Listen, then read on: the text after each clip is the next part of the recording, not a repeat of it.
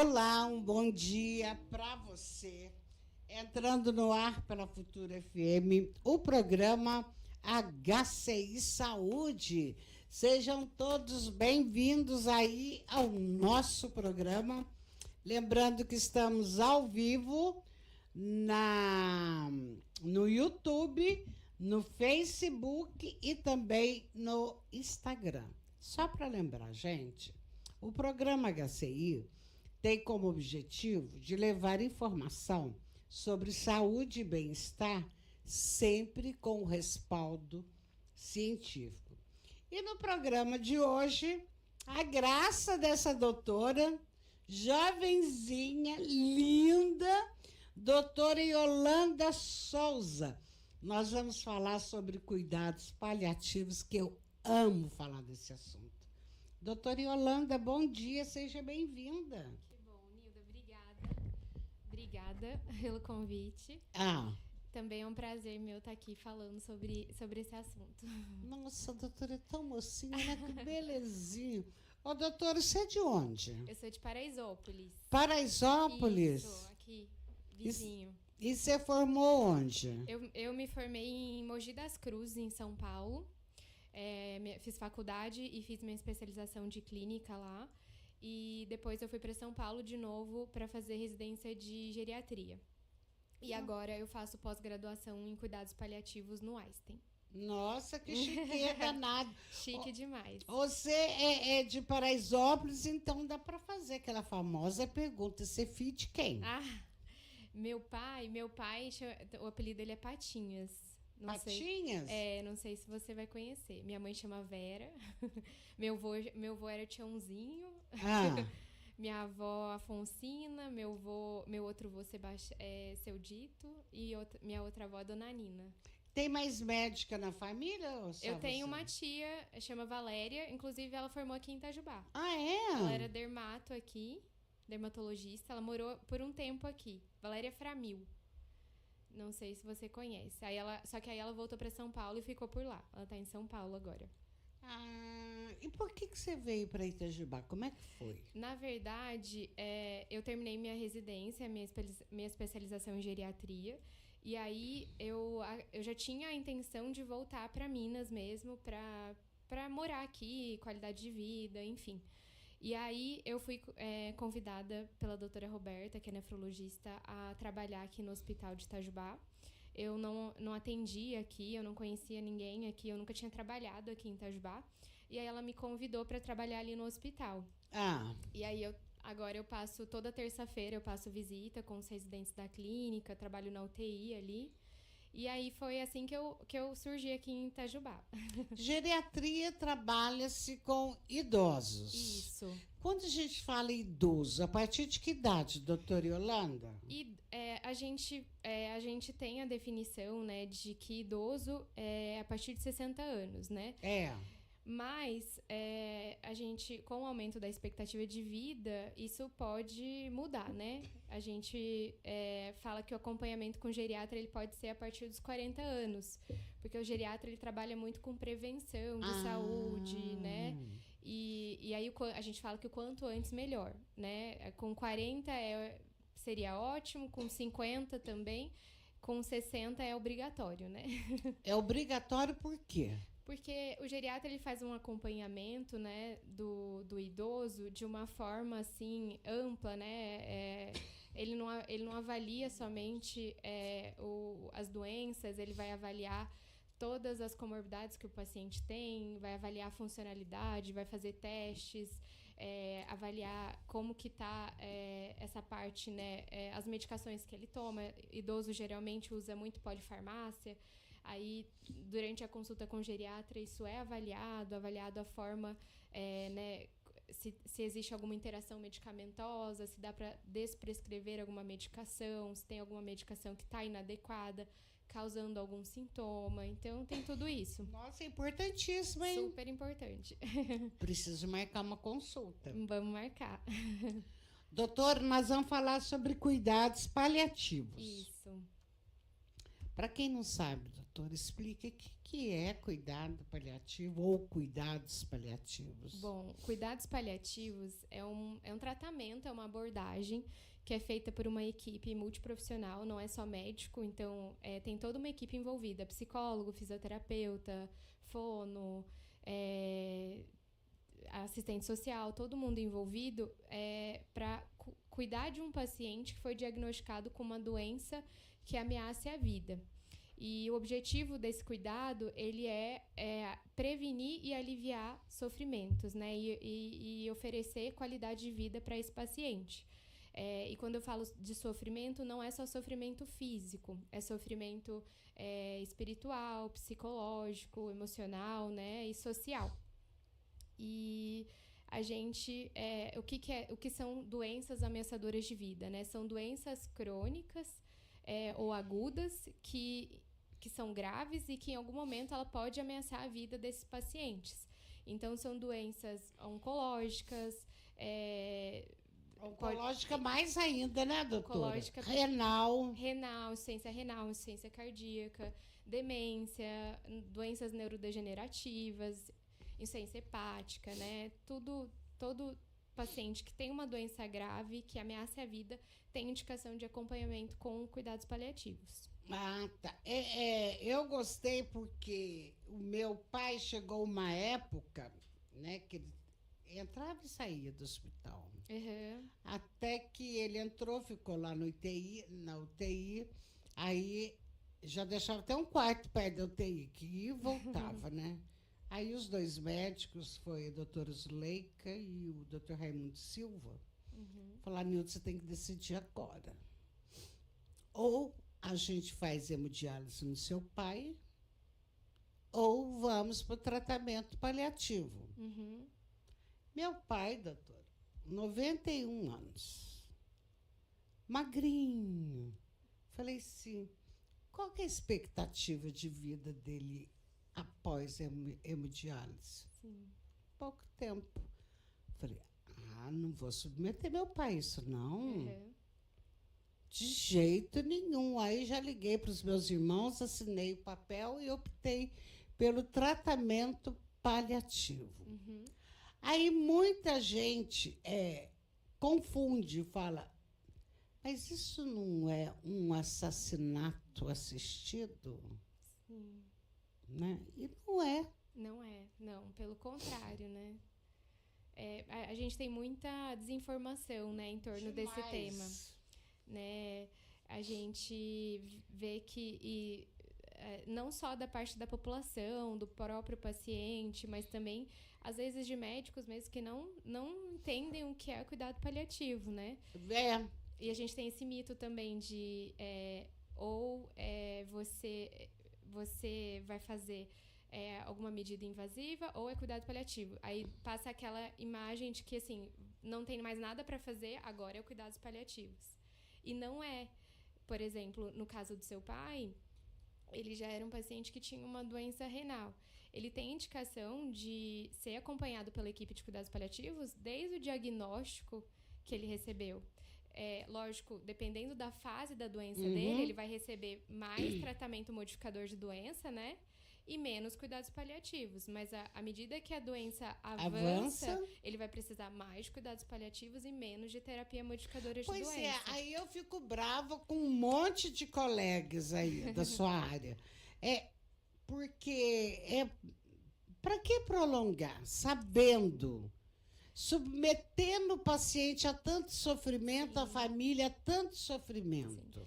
E por exemplo, nesse caso, você só foi sugerido que esse acompanhamento com cuidados paliativos tivesse na internação do seu pai quando ele já estava numa fase mais avançada da doença. Pois é.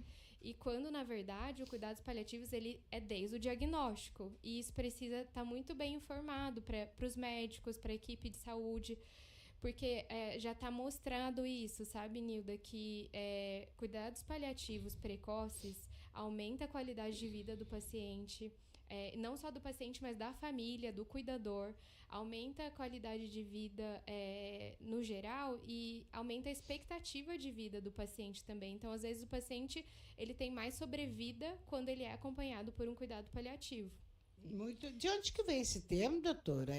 Cuidados paliativos? O termo, eu acho muito bonito falar do termo, porque tem gente que tem preconceito com a palavra paliativo, né? Aquela coisa, fulano é paliativo, fulano é terminal, fulano é... Então, mas não sabe o significado da palavra, né? O paliativo, ele vem do latim, da palavra, do latim, a palavra pallium, que significa cobertor, manta, que era uma manta que era usada antigamente por guerreiros para ter uma proteção, né, contra o frio, contra as tempestades, mas também uma proteção espiritual. E aí surge a palavra paliare, que vem de paliar, que significa você oferecer proteção, oferecer a manta, né? E aí é bem isso, é esse olhar, esse cuidado que a gente tem no paliativo de você olhar, não é a doença que a gente vai olhar, a gente vai olhar o paciente como um todo. E aí, isso a gente consegue identificar quais são as necessidades de acordo com a fase da doença desse paciente, quais são as possibilidades, as expectativas em cima dessa doença e proporcionar qualidade de vida, bem-estar, dignidade. Pois né? Tudo isso. O Salles está aqui mandando bom dia, Fidelis também, Rosângela Maia Guerra. Tive que tomar essa decisão também com a minha mãe, doutora. O que faz com esse tratamento? Como é que é?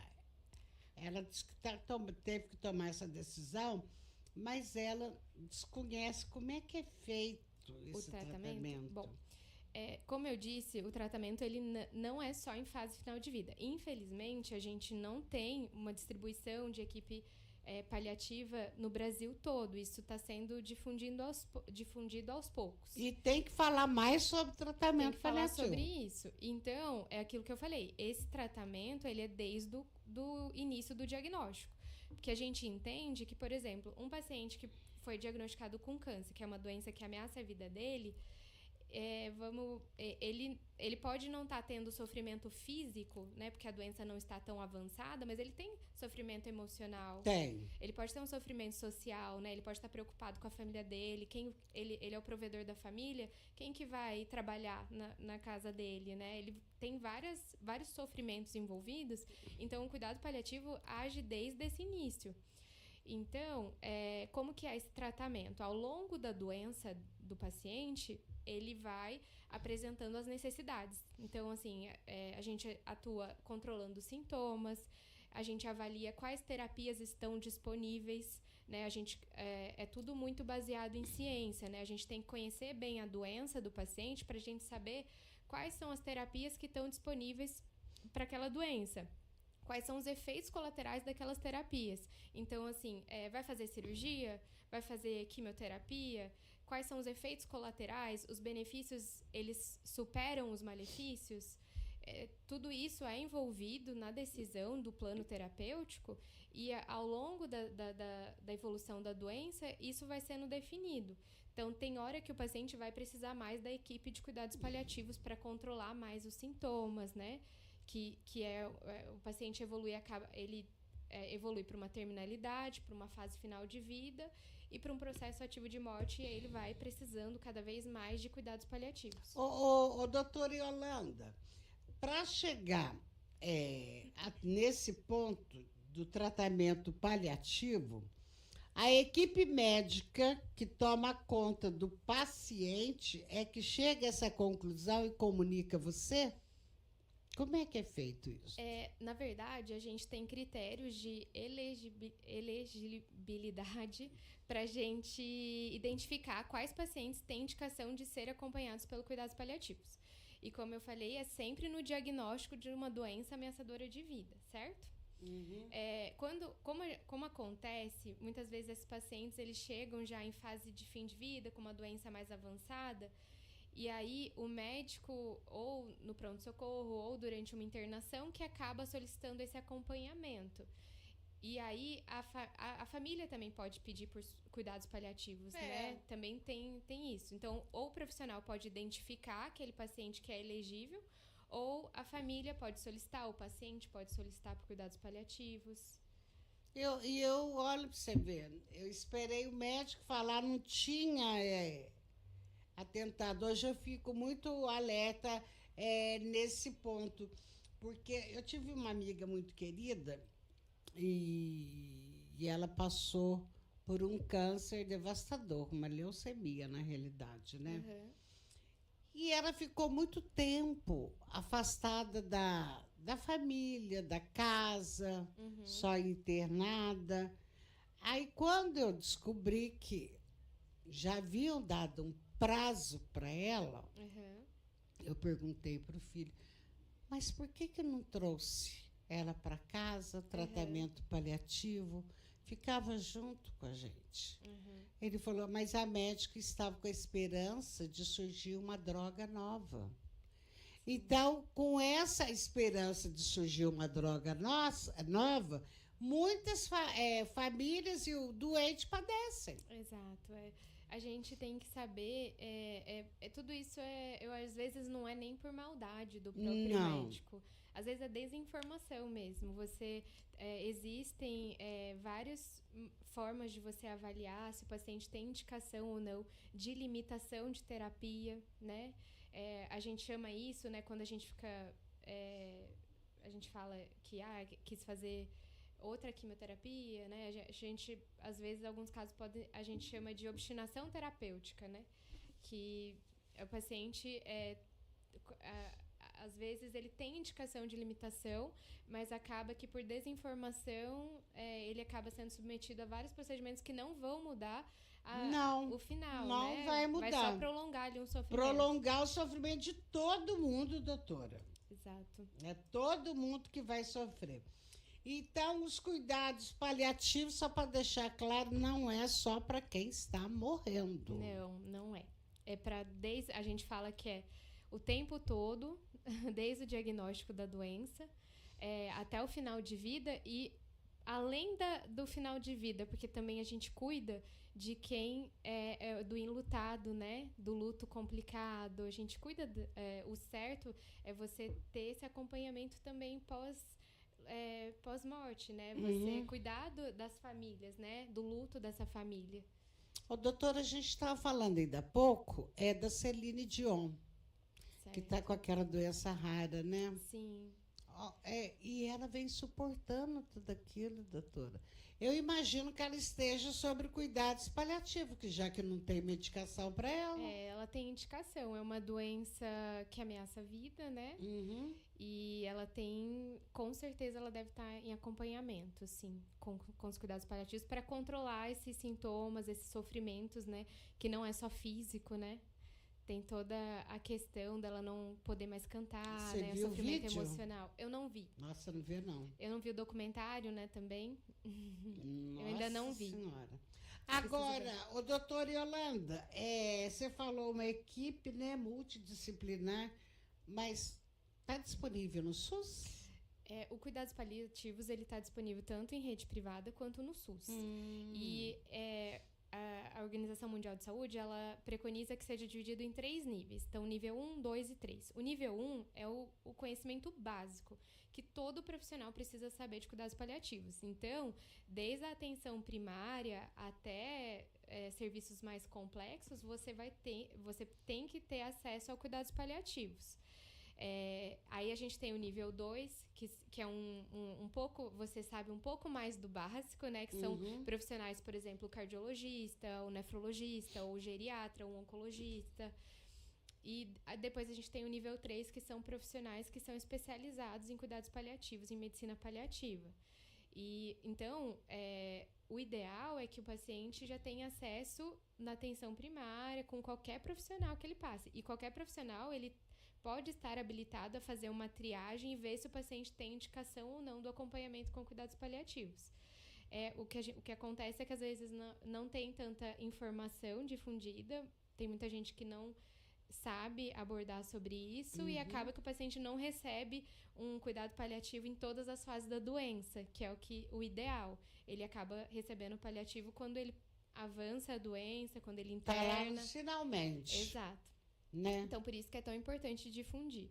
Agora, em maio, foi publicada uma Política Nacional de Cuidados Paliativos, que eu acho que vai mudar o cenário aí ao longo dos anos, o cenário do cuidados paliativos, porque vai permitir mais informação, capacitação de profissional e da população sobre o que é o cuidados paliativos, vai permitir acesso à medicação e vai garantir esse cuidado paliativo com qualidade. Com qualidade. Porque o certo é você ter uma equipe multi disponível para o paliativo, né?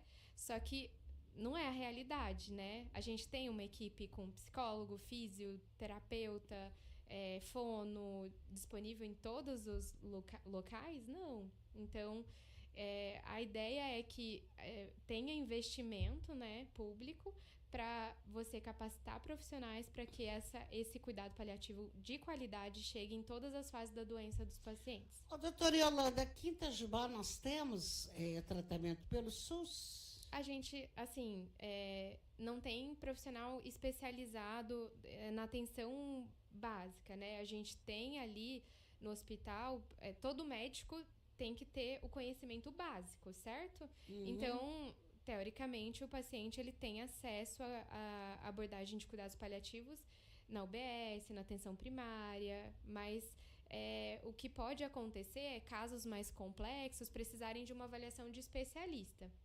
Então, eu não sei dizer como não existe uma equipe especialista específica aqui em Itajubá. Aí tinha que procurar na Secretaria Exato. Municipal de Saúde, né? No hospital mesmo não existe uma equipe de cuidados paliativos, né? Doutora Yolanda, os cuidados paliativos custou para chegar aqui no Brasil. Ainda é novo isso, Sim, é né? tudo muito novo. E tudo que é novidade gera preconceito. Também sentiu nessa área, doutora? Muito. No cuidados paliativos tem muito preconceito. A gente tem os dois polos, né? Assim, de achar aquilo, né? Que cuidado paliativo é para quem tá morrendo, cuidado paliativo é para quem tá em fase de fim de vida, cuidado paliativo acelera a morte. Tem gente que é aquela questão do suicídio assistido, né? Que você comentou. Paliativo não acelera a morte. Isso é proibido no Brasil. Isso é eutanásia. Isso é crime, né? Cuidado paliativo, ele permite os pacientes viverem com qualidade de vida, com controle, prevenção de sofrimento e tem toda essa desinformação em torno disso que acaba dificultando que o paciente tenha acesso. Às vezes o paciente não aceita cuidados paliativos porque ele tem um preconceito, né? Toda essa desinformação que é gerada. Por exemplo, cuidado paliativo, paliativo não é um diagnóstico, é um tratamento, como você disse, Nilda. Então, muitas vezes a gente chega no hospital, fulano é paliativo. Não é paliativo, ele está sob tratamento paliativo, mas ele não é um paciente paliativo, né? Não é um diagnóstico. A gente não fala assim, fulano é quimioterapia, fulano é hemodiálise. Porque isso gera um estigma também, né? Verdade. Eu estou recordando aqui, doutora, que quando eu tive que tomar essa decisão, e uma senhorinha que ficou também um tempo lá na UTI com o meu pai, a família também teve que fazer opção. Mas a família optou por fazer o tratamento da hemodiálise. Ela não aguentou nem abrir, coitada. O que acontece, Nilda? A gente tem que entender também que não existe um cardápio para a família. Assim, Nilda, você vai querer intubação ou não? Você vai querer reanimação ou não? Você vai querer hemodiálise ou não? Não é um cardápio que a gente oferece para a família. A gente avalia todo o paciente, a gente vai avaliar quais são os valores desse paciente, quem é esse paciente, as crenças, as prioridades desse paciente, vai conhecer a história dele, vai avaliar a doença dele, vai entender se existe terapia que é modificadora de doença, que vai aumentar a sobrevida dele ou não. A partir disso, médica, a equipe multiprofissional, ela tem conhecimento técnico para indicar ou não um procedimento invasivo. Uhum. Eu não chego para a família e dou a opção. Existe uma decisão compartilhada, onde vai ser avaliado de acordo com as questões éticas e bioéticas, éticas e científicas, né? Se o paciente tem indicação ou não de receber o tratamento, mas a gente não tem que dar para a família escolher, né? Que isso é uma coisa, um mito também que existe no paliativo, que é um cardápio que se oferece para a família e ela escolhe ou não se o paciente vai ser entubado ou não. Não, você vai ter que avaliar se ele tem indicação técnica de ser entubado ou não. Se aquilo vai causar malefício ou benefício para eles, né? Qual que vai ser a proposta desse tratamento. Mas aí para a família, você tem que chegar e falar, olha... Tudo isso é feito porque o cuidado paliativo, uma das bases do cuidado paliativo, Nilton, é a comunicação efetiva. Então, você precisa acolher essa família, você precisa identificar quais os sofrimentos dela, entender o que está acontecendo, planejar, fazer um planejamento com a equipe multi, certo. E depois a gente discute isso com a família, né? A gente fala sobre as nossas preocupações, sobre quais são os riscos potenciais, né? E aí, depois dessas reuniões, que são várias reuniões feitas com a família, a gente acorda um plano terapêutico para esse paciente. Ô, doutora Yolanda, a sedação paliativa é confundida com eutanásia? Muita gente é confundida por falta de informação também. O que acontece? A eutanásia, como eu falei, ela é crime no Brasil, é homicídio e não é permitida, certo? Sedação paliativa, ela é uma forma de tratamento do cuidado paliativo que, quando ela é indicada, o objetivo dela é o seguinte, Nilda, a gente tem aquele paciente que tem sintomas refratários, então sintomas que a gente, por exemplo, dor, ele tem uma dor refratária que a gente já otimizou toda a terapia e mesmo assim aquela dor está causando um sofrimento para ele. Então, o objetivo dessa sedação paliativa é diminuir esse sofrimento, aliviar esse sofrimento secundário a um sintoma refratário. Então, tem que ser muito bem indicada, comunicada. Aí você lança a mão da morfina. Não é a morfina. Não? A gente não usa morfina para sedação paliativa. Meu Deus. A gente usa outras medicações. Muitas vezes a morfina está associada, porque muitos desses pacientes que precisam de sedação paliativa, eles sentem dor, então a gente não lança a mão da morfina, mas a gente usa outras medicações para sedação paliativa. Não necessariamente, né? Usa morfina. Ô, doutora, para a gente encerrar, o que são diretivas antecipadas de vontade? Diretivas antecipadas de vontade, ele é um documento legal que ele é elaborado junto com o paciente, ele elabora depois de reuniões com a equipe médica, com a equipe multiprofissional, ele pode, quando ele estiver com sua autonomia preservada, ele pode manifestar suas decisões de tratamentos ou não que ele quer que seja feito, caso ele evolua com alguma doença grave, ameaçadora de vida, em um momento que ele não estiver mais capaz de manifestar suas decisões. Então, ele elabora um documento, e aí isso é feito assim, em conjunto com um profissional de saúde, até por conta, né, desse conhecimento técnico, científico e ético que o profissional precisa, né, ajudar o paciente a decidir esse plano terapêutico, mas pode ser feito, e é esse o intuito, né, o paciente fazer logo no início do diagnóstico essa diretiva, porque isso pode ajudar o planejamento, a definir, né, algumas condutas no futuro, isso ajuda bastante. E aí pode ser elaborado tratamento que ele quer que seja realizado ou não, doação de órgãos, cuidados paliativos, se ele quer nomear alguém que seja um procurador de saúde dele, pode ser feito tudo isso. Muito bem, doutora Yolanda Souza, muito obrigada de ter vindo aqui e vamos providenciar para daqui a um tempo voltar, porque a gente tem que esclarecer a população sobre a importância dos cuidados paliativos. Exato, acho que informação, né, gente, é um trabalho de formiguinha, a gente tem que compartilhando informação, né? Porque eu acho que só assim as pessoas vão ter um acesso a uma abordagem de cuidados paliativos de qualidade. Muito bem, doutora Yolanda, vamos dar tchau? Tchau, Pessoal, tchau. muito obrigada aí pela audiência, participação.